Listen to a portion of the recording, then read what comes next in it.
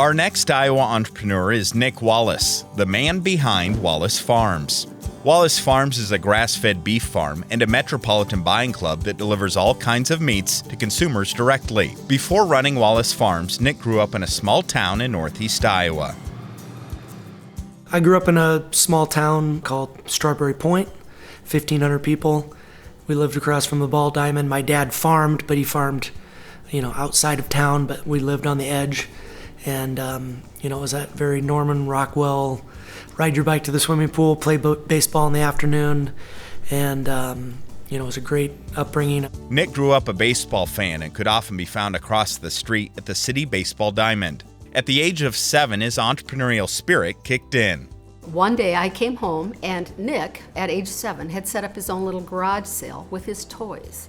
Now, I don't know if he needed money for the concession stand or if he just knew he had a captive audience. And I came home and I said, "What are you doing?" And he said, "Well, I made up a garage sale."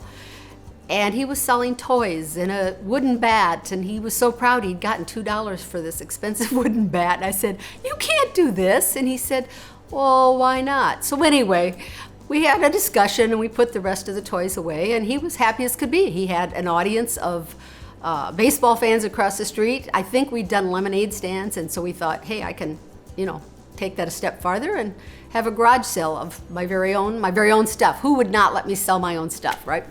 So anyway, that was the very, very first that I saw in Nick of maybe being an entrepreneur. I didn't know where it would take him. I had no idea. Nick's passion for sports would lead him to the University of Dubuque to play baseball, but Nick wasn't content with his small-town Iowa life.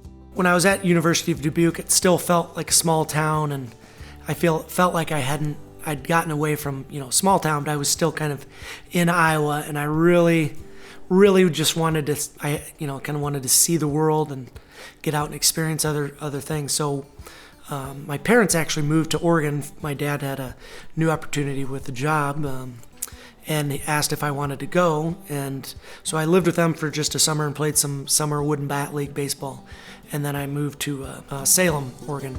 Nick played baseball in Salem for a season, then he transferred to the University of Iowa. I was playing baseball in Oregon, and I was pitching, and I couldn't get my arm to recover. So I quit baseball after that season. I moved back to Iowa, and then, I was just a regular full-time student working, and I noticed, a lump under my arm, and it just kind of got a little bigger and bigger. And my mom said, go get it checked out. So we went to the University of Iowa hospitals, discovered he had Hodgkin's disease. And it was a very, very hard blow to all of us to think, oh my, we're facing that big cancer. I was the youngest of 3, and I was playing college sports and extremely healthy. So it really just kind of rocked all of our family's world to say, how could you be a college athlete and be diagnosed with cancer? And so my dad, he really took it hard, and he was on a mission to figure out what was going on, because the cancer rates skyrocketed in the United States in the last 30 years. So he saw a speaker named Sally Fallon talk up at one of his organic conferences that he normally would go to for his job, and she was talking about how much the food quality has changed, and how farming practices have changed so much that we're not eating nutrient-dense food anymore that supports our immune system. Chemical farming and preservatives and nitrates and that type of corporate farming and corporate food production, in our opinion, is fundamentally changing the health of the United States. After college, Nick took a job in Chicago and then in Colorado. But Nick and the whole Wallace family were passionate about making healthier food. The family, we kind of sat down and said, Nick, you don't have kids or family, and you're looking to kind of start your own thing. Why don't you move back to the Midwest and start Wallace Farms? We thought we were just going to sell grass-fed beef. We were working with a really good friend in Minnesota who produced high-quality grass-fed beef, and he had been doing it for as long as he'd been farming. we thought we were just going to sell his beef and that was it. I was just going to have a marketing company. Well, then Dad and I got talking and he said, well, what would you think about taking the family farm and putting it back into pasture and raising cattle on the farm? And I was single and living in Des Moines, and I was kind of over the city life. I kind of liked living out by myself. I said, yeah, let's transition the farm back to the prairie the way it was, and let's start raising really good grass-fed beef and food for the family, because it was all about nutrition. And that is exactly what Nick did. Over time, he transitioned the family farm back to grass-fed beef. Then he started selling his products at farmers markets. I thought that farmers markets would be, my in and how I would get that base of customers. And I did acquire a few, but, I'd sit all afternoon at a hot farmer's market in July with frozen meat. And it dawned on me that, it's like, what are people going to do with frozen meat all morning long when it's 90 degrees? Nick started to distribute his products by using the Metropolitan Buying Club model. With this model, the farmer notifies consumers of a food drop in their city. The consumer places an order and then goes to the food drop to pick up the products. Nick connected with several local vegetable farmers using this method of marketing. I made friends with some vegetable farmers, and they allowed me to kind of piggyback and set up my meat place and do pre-orders when they had their vegetable farmers, because we weren't selling the same thing. It kind of went together. Word of mouth spread, and eventually it kind of took on a life of its own. Nick's hard work was paying off. The more work he put in, the bigger Wallace Farms got. That's when Nick came up with the idea of Nick Sticks, a snack stick without preservatives. I got cooked up with this guy that makes snack sticks and jerkies. And so I said, hey, I'm new to this. I've got great grass-fed beef. What are your products? Like, what can we work with together? And so when we first started, he was saying, well, we could, add some sugar, and, you can add these preservatives and nitrates, and, we have this casing that has red dye in it, but it makes it all look uniform, and that's just kind of what the industry standard was. And I kind of challenged him off the bat, and I said, well, can we do it without sugar? And he's like, well, it's really hard because shelf stable, and you have to get the right water activity and pH. And I said, well, have you done it? He goes, well, yeah, I think I can do it. So in a fun way, we kind of went back and forth, and it's like, no, I'm not using that. I'm not using this. And so as a challenge, it took us like 2 years of research and development. Finally, we got the snack stick that I ate it, and I thought, this is it. It has like 6 ingredients, but it just tasted like real beef and real turkey and organic seasoning, and it was great. 4 years now we've been selling them, and we sell millions of packages all over the country. We sell to the Seattle Seahawks, we sell to the Iowa Hawkeye football program, we sell to the Chicago Cubs through a broker that handles their meals. Nick's passion for healthy food led him to providing food for athletes across the country. Wallace Farms was enjoying the most success they'd ever seen. Nick Sticks was just starting to take off, and we were starting to see more and more product. I had just had my second son. He was 2 months old, and so, I couldn't ask for, a better situation in life. And I had a couple great employees. A young employee, Brett, he was starting to take a lot of the work off of my shoulders. January 4th, I don't snowmobile, but Brett had a couple snowmobiles. We decided we'd take a Friday off and just, kind of snowmobile around. We had some new snow, and we had been snowmobiling all day. We were headed back to the truck, and I ran into him, and he kind of got thrown off his snowmobile, and I got tossed ahead of mine, and his snowmobile just happened to keep going, and it ran over me, and the ski got underneath my helmet, and it ripped off my helmet, and it broke my neck in 5 places. Nick was really, in Wallace Farms, was the man doing it all. He was packing, he was delivering, he was selling, he was contacting the providers, the vendors. And that accident was a real rude awakening. Thank goodness, a year before, we had hired a young man, Brett, who was very, very capable. And he and his father, Bruce, who was also helping us, took that and ran with it. And Ron, our packer, all of them just did what they needed to do. We have excellent staff, and they made it work. It forced me to kind of let go of the day-to-day business And it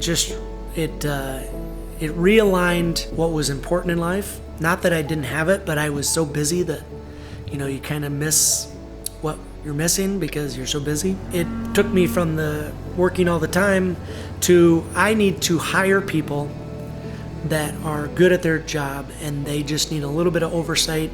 I put them like a chessboard in the right places and let them do the work.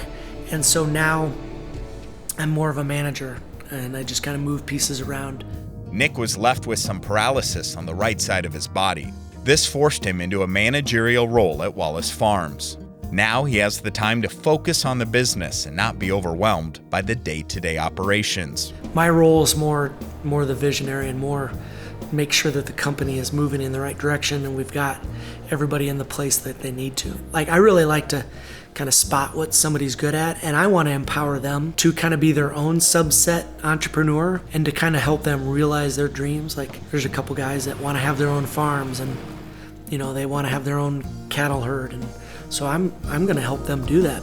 Nick's life has been rocky at times, but has come back full circle. The small-town Iowa kid who left to pursue baseball and a life of adventure has landed back in Iowa, and now his company is providing healthy food to consumers and athletes all over the country.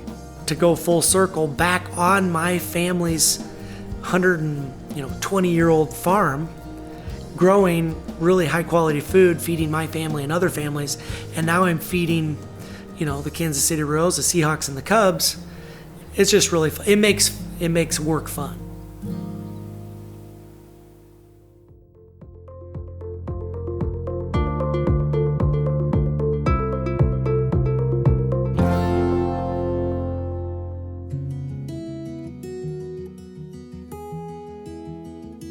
In the hills of northeast Iowa, there's a lighting company that sells its fixtures globally. Our next Iowa entrepreneur is the founder of Fire Farm, a company specializing in artistic, custom-made lighting options. Adam Pollock started his company in Oakland, California in the early 90s. His light fixtures are now popular in the hospitality industry and can be found in many high-end hotels. But after 11 years of steady growth, there was a sudden shift in the lighting industry. In 1999, 2000, the United States opened up most favored nation status with China, which shifted a lot of manufacturing overseas to China because of labor costs. And the items that we were selling to stores went that direction. So we were left with some decisions, hard decisions. We were a higher end, more refined piece, but there was a lot of good product coming in. The problem was you had to buy containers of it and plan very long in advance. But we could make it here, but we were a little more expensive. Adam's business was in the booming San Francisco Bay Area near Silicon Valley. The boom in the tech industry was driving costs for space and staff up, while more trade with China was driving his profits down. In order to control costs, he needed to find a new location to do business. But at the same time, Adam's wife Leslie and his mother-in-law Janine were rediscovering their family's heritage in Elkader, Iowa. My mother-in-law Janine was going to come back and visit the town, and Leslie went with her and fell in love again with Elkader and the quality of life. The house that was our great-great-grandfather had built was for sale. It just seemed appropriate to bring it back to the family, and it seemed like a different pace of life. And we saw opportunity to change our lives, and we picked up everything and moved to Elkader and set up shop here. Because another aspect was the internet. For business, from the business perspective, it became less critical where physically you were, because we could keep in contact with clients. It actually was an improvement in many ways. We're more centrally located in the country. We could distribute both directions in less time, less cost. Elkader was settled in the mid-1800s amongst the rolling hills of Clayton County. It was named after Emir Abdelkader, a young Algerian hero who led his people in a resistance to French colonialism. Elkader is named after an Algerian hero in the 19th century who was honored here by the founders of the town because he saved a number of Christians from being massacred in Damascus. And he was a statesman, and he was a rebel leader against the French, and he was a poet, and he was considered the George Washington of his time, a lettered man, and obviously a principled and ethical person as well, because he stood up for his beliefs. And they recognized him for that here across the planet. Today, Elkader is only a town of about 1,200 people, but it is thriving. Adam and his family moved to town in the fall of 2001. Elkader at that time was a very different town, but also very much the same. It's a working town. It's not a tourism town. It's not particularly dried up. It had its challenges. The movie theater was closed. There were a number of empty storefronts. It has a natural beauty with the Turkey River running through it and the bluffs. Beautiful courthouse, brick courthouse, Catholic stone Catholic church. There's some really gorgeous architectural and environmental elements to living here.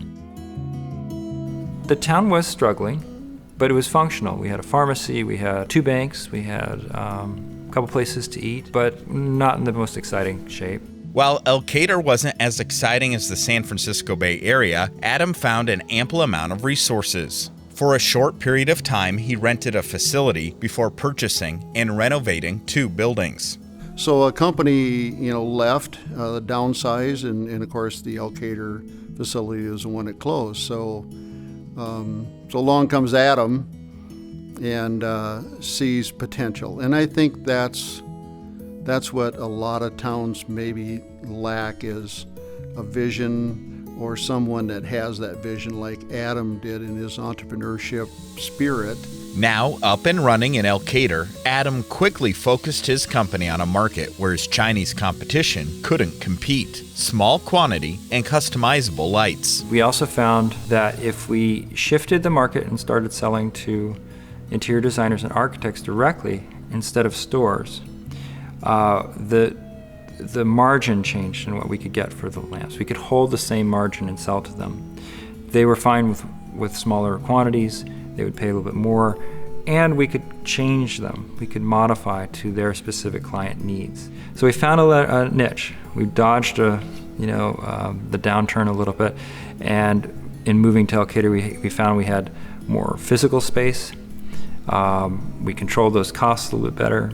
We had a great workforce here in Iowa, really dedicated to making a quality product and more stable, less turnover. And we ended up doing more and more custom work. The scale of the custom projects got bigger. So where we started with small lamps, which we still do, now the piece we're working on right now is 125 feet long and 50 feet wide. Currently, we're looking now at a turnaround. Costs in China are coming up. Online retailing is becoming more viable directly. We find with technologies that we've been able to develop and tools and skills in our shop that we can actually produce at comparable prices and volumes and be more nimble because it's right here. We can get to them quicker. In some ways, we are in a better position now, well, certainly than ever before, but even to compete with overseas manufacturing here in small town Iowa. But like so many other businesses, Fire Farm isn't just a money-making mechanism for Adam. It has also been a platform for him to get involved in Elkader. He volunteers on committees and has been part of numerous community enhancement projects. He was even a major help to other businesses in the flood of 2008. We lost 6 blocks of homes. We had a grocery store that was underwater, and within a few hours, my job was to tell the grocery store owner, Adam has a place, we'll get you into that place, and the space maybe is a little smaller than what you need, but you know what? You don't want to lose your grocery store. The people who show up and are willing to give their time will shape what the future is going to look like. If you want it to look a certain way, then you should probably show up and give your energy to it. I keep showing up and I keep seeing really cool stuff happening, which makes me want to show up more. There's another aspect to being involved in a community: supporting its local businesses.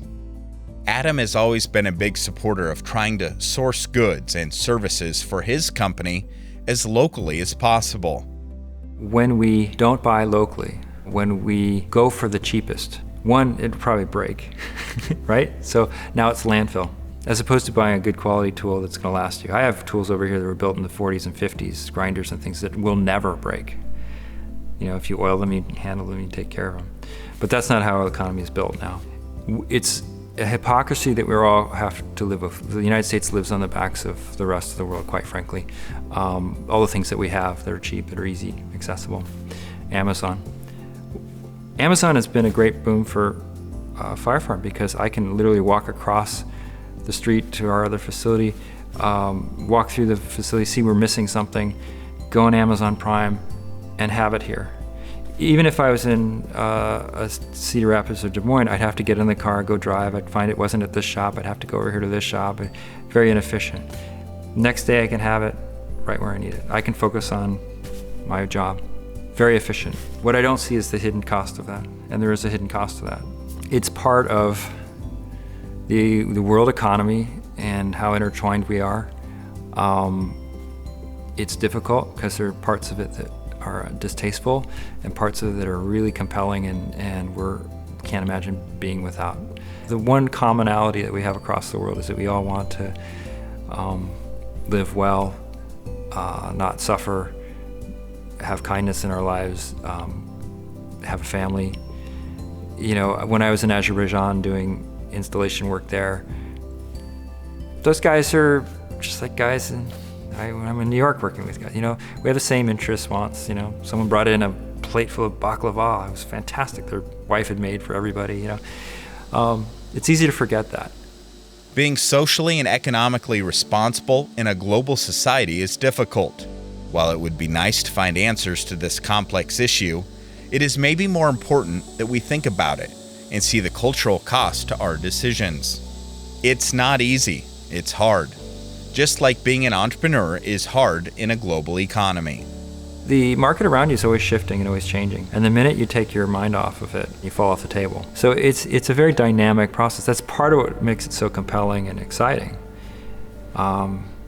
You get to use your mind a lot. You get to think and explore and be drawn into many different aspects and grow as a person, ethically, mentally, experience-wise. It's incredibly rewarding that way. And I like throwing myself at it, my experience, my mind, the staff as a group to find a solution. And it's incredibly satisfying and rewarding to step back and see something done that wasn't theoretically possible. I would like to leave this place a better place than when I came. I don't know what shape that will take, what contributions I'll be able to make, but underlying everything I do, I want it to be easier, more beautiful, more compelling for the people I leave it to. When faced with a downturn in his industry because of competition from China, Adam didn't complain. Instead, he focused on making the world around him a better place. In turn, that has made Fire Farm, its staff, and the community of Elkader stronger.